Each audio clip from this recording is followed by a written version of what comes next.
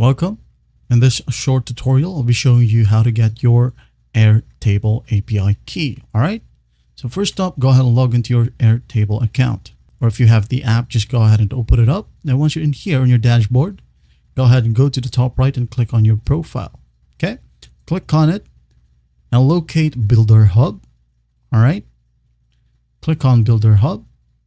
Wait for it to load. And once it loads, make sure on the left panel you are under Developers and click on Personal Access Tokens. Okay. And it says here, Personal Access Tokens grant permissions to read and write data via the Airtable API.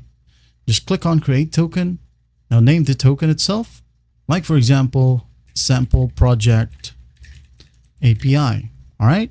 And the scopes right here, click on plus add a scope and go ahead and find a scope that is suitable on your project. All right. For example, user metadata right here. I'm going to click on it. If you want to add more, just go ahead and do so. Resources right here, and to add a base, the project itself.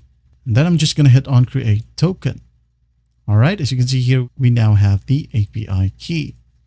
All you have to do is just click on copy button right here. And as you can see here, it is now copied and pasted wherever you want. If I were you, I'm going to save it on a safe place, like on your notepad. Okay. After that, just hit on done. Now in this section, you'll have the list of your API keys. You can go ahead and create another one right here at the top right. And that's basically it. Well, I hope this video helps and I'll see you in the next one.